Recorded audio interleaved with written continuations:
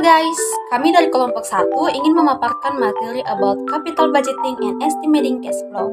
Tapi sebelum masuk ke dalam materi, izinkan saya untuk memperkenalkan anggota kelompok kami. Yang pertama ada saya sendiri, Marli Panulungan, ada Lydia Hutapea, ada Mega Malonda, Jessica Manuho, Kifli Sengke, Messi Tirukan, Palmawati Sari, Gabriela Rarung, dan Inka Sepu. Oke guys, next video. Kita masuk dalam capital budgeting.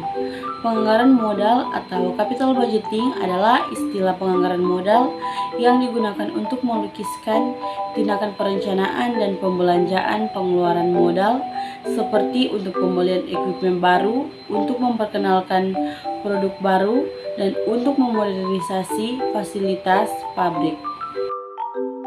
Yang berikut yaitu resiko dalam capital budgeting. Yang pertama yaitu metode Certainly Equivalent atau CA. Konsep Certainly Equivalent adalah merubah sesuatu yang tidak pasti menjadi sesuatu yang pasti. Pada umumnya, metode ini semakin tinggi resiko, maka semakin kecil Certainly Equivalent-nya. Metode ini memasukkan unsur resiko pada arus kas proyek dan tidak pada tingkat diskonto. Metode CA sangat sederhana dan mudah dimengerti. Namun kelemahan dari metode ini adalah faktor subjektif dalam menentukan CA sangat tinggi karena setiap orang punya pandangan dan keengganan terhadap risiko yang berbeda. Kelebihan CA adalah kita dapat mempertimbangkan risiko yang tidak sama setiap tahun. Yang kedua yaitu metode Risk Adjusted Discount Rate.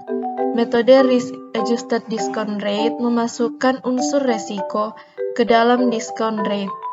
Menurut metode ini, untuk menghitung NPV suatu proyek, kita tetap menggunakan arus kas yang diharapkan. Arus kas yang diharapkan ini lalu didiskontokan dengan discount rate yang sudah disesuaikan dengan risiko proyek. Metode CA sangat sederhana dan mudah dimengerti, namun RADRs lebih sering digunakan karena lebih mudah diperkirakan berdasarkan data yang ada pada pasar daripada menentukan arus kas CA. Selanjutnya, keseluruhan peranan capital budgeting. Pentingnya penganggaran modal. Yang pertama, data yang dikeluarkan akan terikat untuk jangka waktu panjang.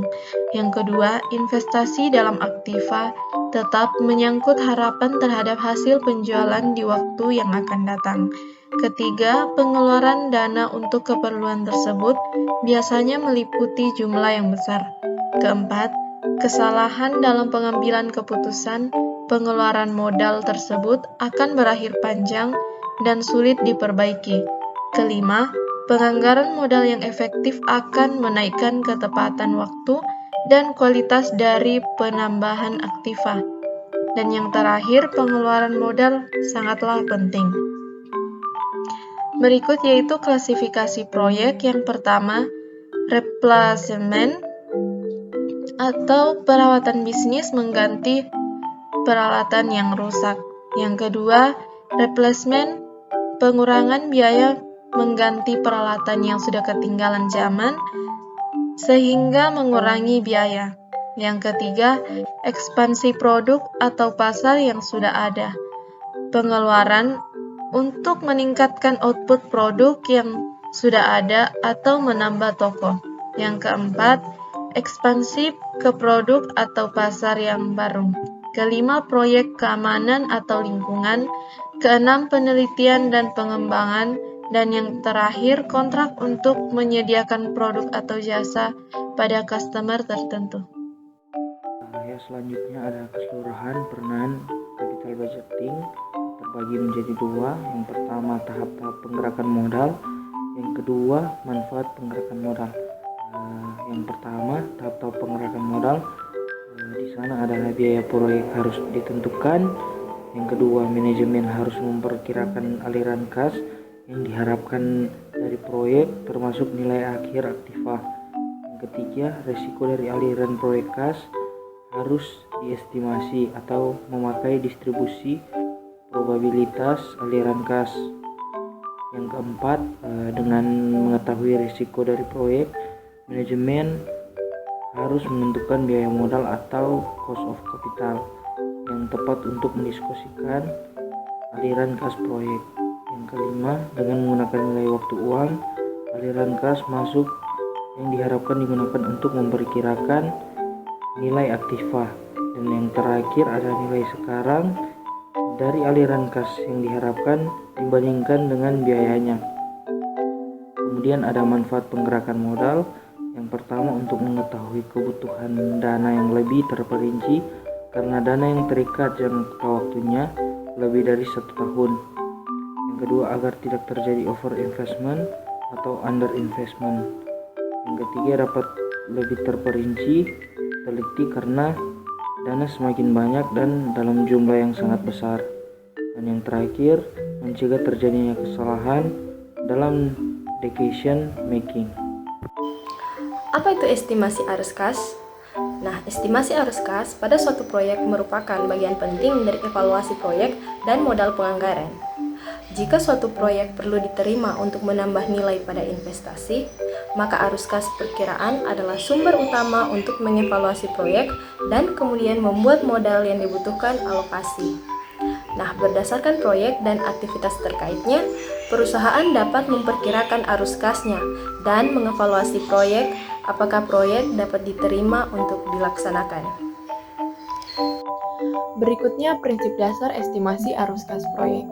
Estimasi arus kas suatu proyek pada dasarnya terkait dengan komponen tertentu. Contohnya investasi awal dalam aset tetap seperti pabrik dan peralatan, dan biaya terkait lainnya yang berhubungan dengan arus keluar kas.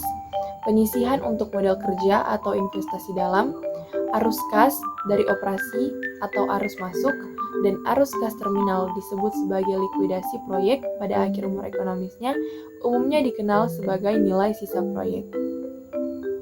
Estimating after tax incremental cash flows. Ada beberapa karakteristik dasar arus proyek yang relevan. Yang pertama ada arus kas, yang kedua arus kas operasi, yang ketiga arus kas setelah pajak, dan yang keempat arus tambahan. Nah, dan selanjutnya ada prinsip-prinsip yang harus ditaati dalam estimasi. Yang pertama, abaikan biaya tertanam. Yang kedua, masukkan biaya peluang. Yang ketiga, masukkan perubahan modal kerja neto dari perusahaan langsung di liabilitas jangka pendek yang digerakkan oleh proyek. Dan yang keempat, masukkan pengaruh inflasi. Selanjutnya ada tax consideration and depreciation. Penyusutan mengalokasikan sistem biaya aktiva modal sepanjang periode waktu untuk tujuan pelaporan keuangan, pajak, atau keduanya. Umumnya, perusahaan yang sangat menguntungkan cenderung menggunakan metode dipercepat untuk tujuan pelaporan pajak atau MACRS. Depreciation and the MACRS method. Yang pertama, semuanya sama. Semakin besar biaya penyusutan, semakin rendah pula pajak yang harus dibayarkan. Yang kedua, penyusutan adalah beban non-kas. Yang ketiga, aset-aset yang mengalami penyusutan digolongkan ke salah satu dari 8 kelas yang berbeda. Yang keempat, umumnya konvensi setengah tahun digunakan untuk MACRS.